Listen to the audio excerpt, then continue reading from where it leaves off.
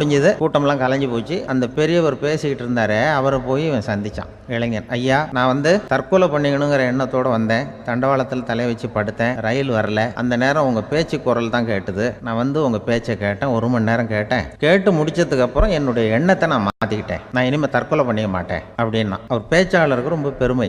இதுதான் ஒரு பேச்சுக்கு அடையாளம், இப்படிதான் இருக்கணும். சரி, அந்த முடிவுக்கு எப்படி நீ வந்தேன்னு கேட்டார். இப்போ உங்கள் பேச்சை இந்த கூட்டத்தில் எவ்வளோ பேர் கேட்டுக்கிட்டு இருந்தாங்க சார் அப்படின்னு கேட்டான். ஒரு 2000 பேர் இருக்கும்பா அப்படின்னார் அவர். அப்போ அந்த இளைஞன் சொன்னானா, ஒரு 2000 பேரை ஒரே நேரத்தில் சாகடிக்கிற நீ உயிரோடு இருக்கிறப்போ நான் எதுக்கு சார் சாகணும்? நான் இது வரைக்கும் யாருக்கும் எந்த கெடுதலும் பண்ணல. நான் இனிமேல் சாக மாட்டேன் சார்ட்டு போயிட்டானா. இப்போ எங்கள் பேச்சை கேட்டுவிட்டோம், அந்த ரகத்தில் வந்தாலும் சரிதான். வாழ்க்கையில் ஒரு பிடிப்பு வரணும் அப்படிங்கிறது தான் ஒரு சிறந்த பேச்சுக்கு அடையாளம்னு சொல்லுவாங்க.